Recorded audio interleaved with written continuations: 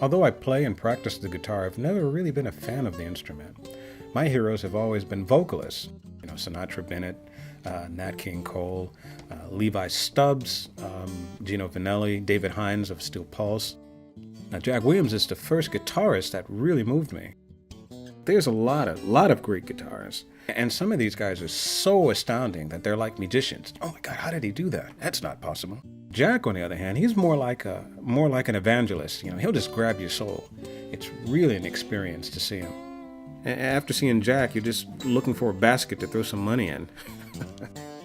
I met Jack in Memphis at the International Folk Alliance Conference. I was the host of what's known as a Guerrilla Showcase Room, and Jack was one of the performers. And seeing Jack had a major impact on me, both as a musician and as a person. I caught up with Jack again at a house concert hosted by Steve and Leslie Gretz in Rochester, New York. I've never been a fan of anyone. Were you just kind of ridiculous? I mean, I am not at all reserved about gushing all over you. It's one thing to be a great guitarist. And yes, Jack, you're a great guitarist, but the thing that really connects with me is your guitar playing, your stories, your humor, it's all integrated. It's like a living thing when you're playing. It's like a living music, living playing. I always thought that was the way it was supposed to be. Well, some people, it's like you play a guitar, not like being the guitar, And to me, that's what really fascinates me about what you do. I mean, you play, you do funny things. It's just an amazing thing to see. Well, thanks. I'm glad you feel that way. I love doing it.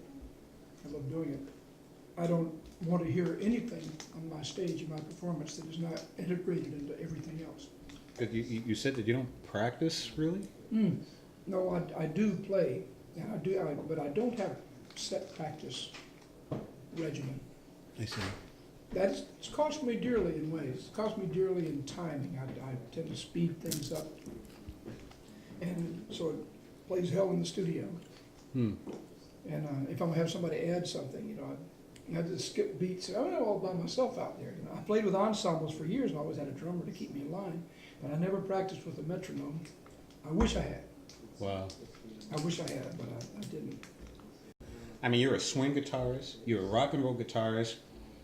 And what you do, to me, is how you integrate your rock and roll / blues into the most amazing places. The way you bend the strings.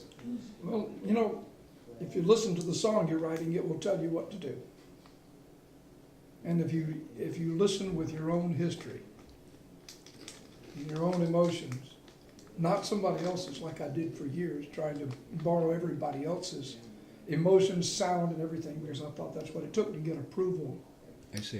You start listening to yourself. And the great Gamble Rogers, one of our heroes in Florida, he's a great folk musician, dead and gone now.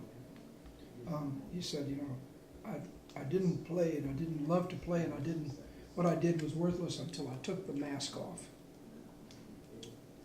That's what he said. When I took off the mask, he said, everything opened up to me. And it took me years to take that mask off. Years. Another home is broken in the hearts of pain. The eastbound rattler rolls across the plain.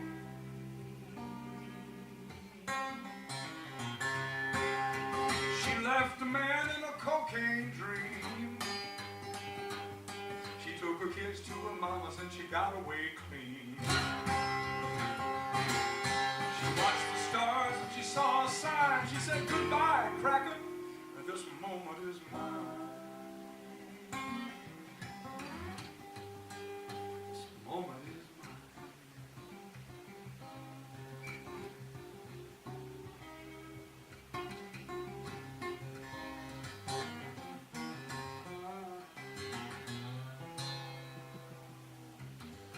And that integration comes from, I think it comes from more of a classical background. My classical background has more impact. I can't demonstrate it out there the way I can do the jazz part, but it is just, if not more, than jazz and rock. It's a profound influence. The way bass lines move, Mm-hmm.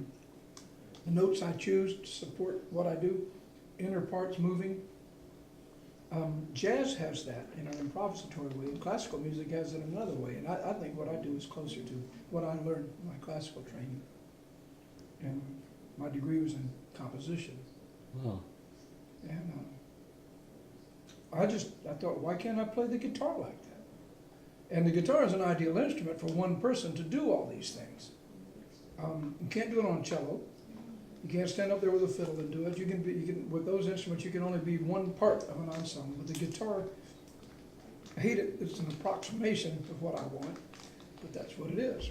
But it's a serious approximation. And when I sing a song and I sing a melodic line, if the guitar has it within its power and I can perceive it, to have that guitar play a melody line that augments the people, the place, or whatever it is I'm writing about or singing about, and that guitar's job is to do that.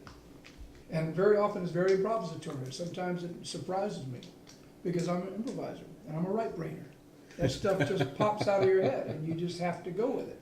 And until you give yourself permission to go with it, your guitar will not respond to do the things you want it to.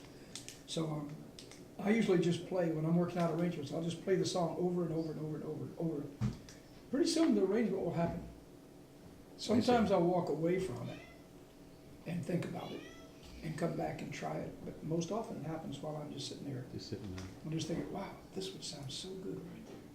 And then sometimes it's beyond my ability, and that's when I practice. I did learn classical guitar and I played it, which gave me the independence. That's where the independence came from. Okay.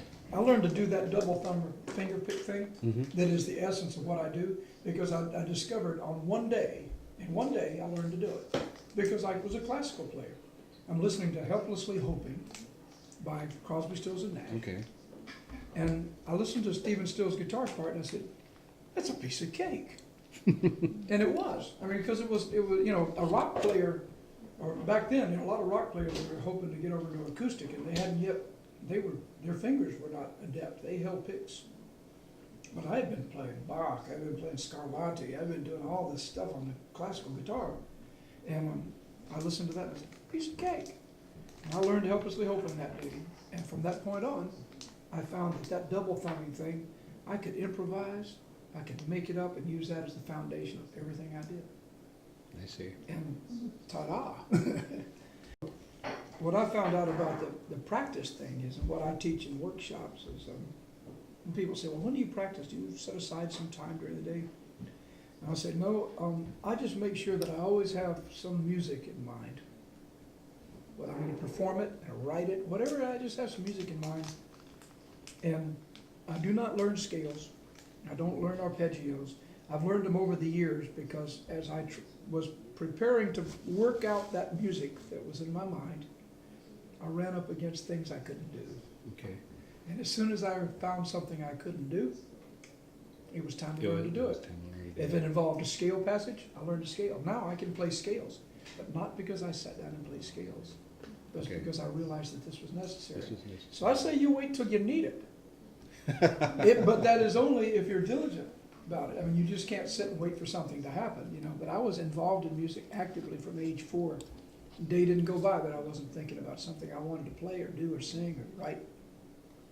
And so I don't know if that's good advice to a young player, but I do know that practice isn't necessary unless you're diligent with yourself. You're playing a song, you can't play something that you hear that should be there.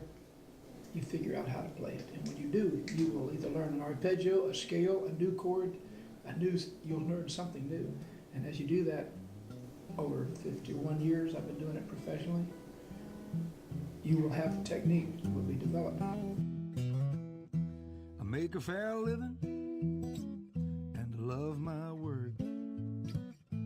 Don't mind putting my lily white hands down in the dirt. I'm a little lucky and I'm born to ride. I want to ask you this question.